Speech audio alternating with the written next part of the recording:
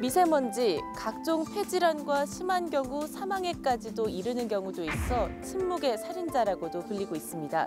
미세먼지가 심한 날에는 가급적 외출을 자제하라고 하지만 학교를 가야 하고 직장에 출근해야 하는 일반 시민들은 걱정만 할 뿐입니다.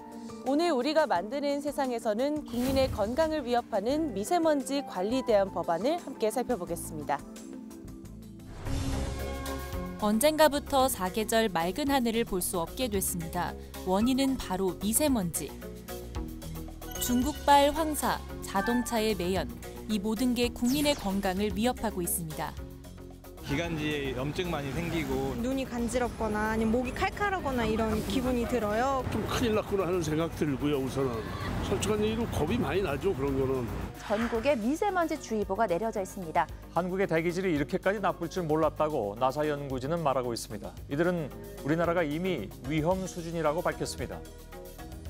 현재 환경부는 초미세먼지 농도가 50 마이크로그램 이상인 나쁨 수준이면 마스크 착용을 권고하는데 국내 기준을 따르면 1년 중 50일, 하지만 세계보건기구 기준을 따르면 200일로 4배나 늘어납니다.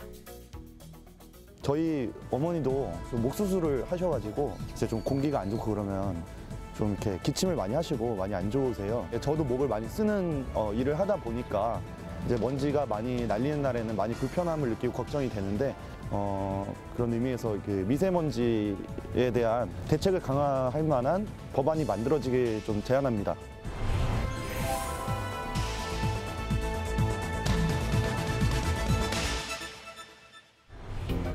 미세먼지 걱정에 떨고 있는 대한민국. 미세먼지란 과연 무엇이고 어디에서 시작된 걸까요?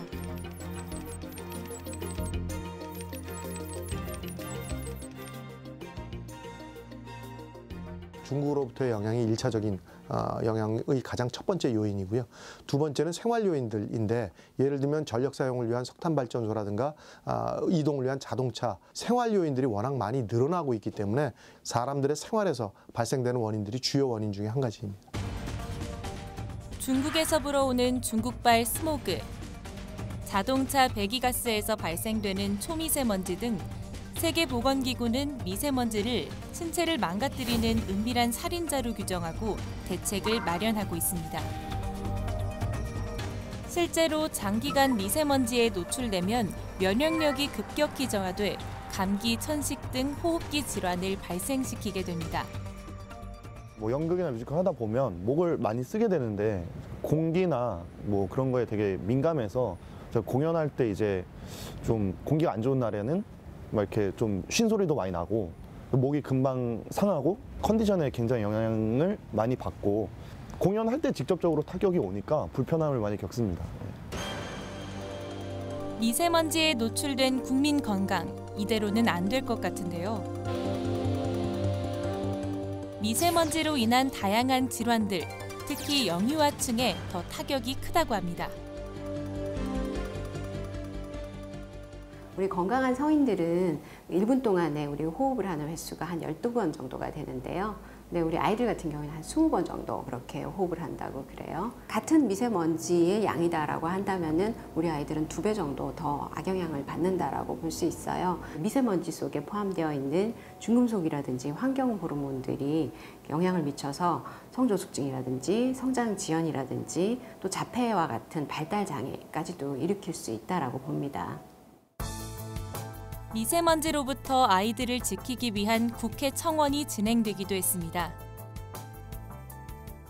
미세먼지에 대한 가장 중요한 원인은 이제 호흡기 질환에 대한 걸로 출발을 했고요. 최근에 와서는 이제 바로 후각 기능을 통해서 바로 뇌로 가서 치매라든가 여러 가지 뇌 기능에 대한 질병들도 연관성이 있고 거의 대부분의 질병하고 미세먼지에 대한 연관성은 있다라고 보시면 되겠고요.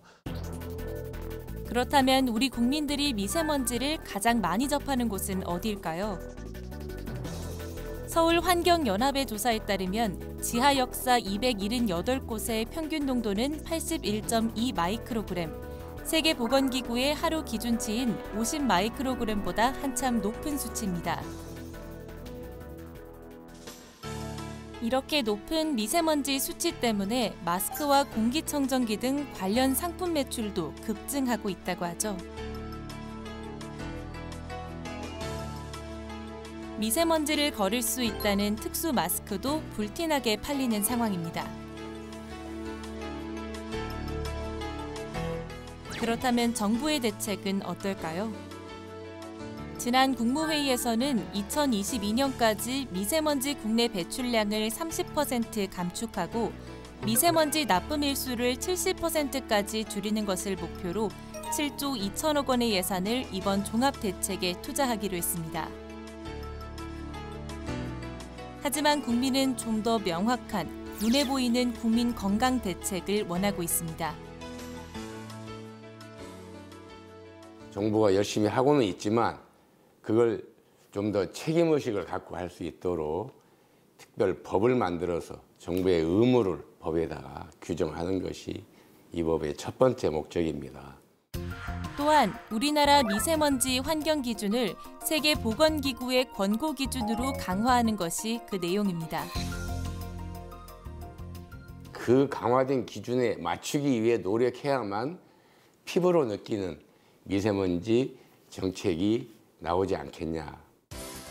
그렇다면 해외의 경우 미세먼지 문제에 대해서 어떻게 대처하고 있을까요? 미국 환경보호청은 미세먼지 농도를 예측해 전용 홈페이지에 공개하고 있는데요. 이 내용을 각종 미디어가 국민들에게 제공합니다. 프랑스는 대기질 예측 국가 플랫폼을 운영해 미세먼지가 심할 경우 대형 트럭 시내 금지, 전기차 무료 개방 등 적극적인 대기질 개선 조치를 취하고 있습니다. 나쁘다고 할 때는 이게 얼마나 나쁜 건지, 그리고 사람 신체에 어떻게 뭐 영향을 미치는지 이런 거에 대해서 전혀 모르니까 그냥 마스크 써야 되는구나 이 정도만 알고 있거든요. 다양하게 뭐 얼마나 나쁜지, 뭐 몸에 어떻게 영향을 미치는지 이런 게 좀 더 알기 쉽게 안내가 됐으면 좋겠다는 생각을 했었습니다. 중국에서 많이 넘어온다고 하는데 그 뭐 중국이나 다른 나라와 이제 국가적인 교류를 해서 좀 지원책을 같이 만들어 보고 뭐 영유아나 노약자분들이 조금 더 안전하게 대한민국에서 생활할 수 있도록 그런 정책들이 많이 만들어졌으면 좋겠습니다. 국민의 건강을 위협하는 미세먼지, 다양한 대책들이 나오고 있지만 무엇보다 우리 국민들에게 와닿을 만한 실효성 있는 대책이 가장 필요해 보입니다. 마음 놓고 거리를 걷고 공기를 마실 수 있는 자유, 언제쯤 가능해질까요? 국민의 건강을 지키는 미세먼지 관리 관련 입법 제안, 국민 입법 제안에서 함께 응원합니다. 우리가 마시는 공기가 좀 더 맑고 깨끗하면 좋겠죠? 국민의 건강을 지키는 미세먼지 관리 강화 법안이 하루빨리 마련되길 기대해 봅니다.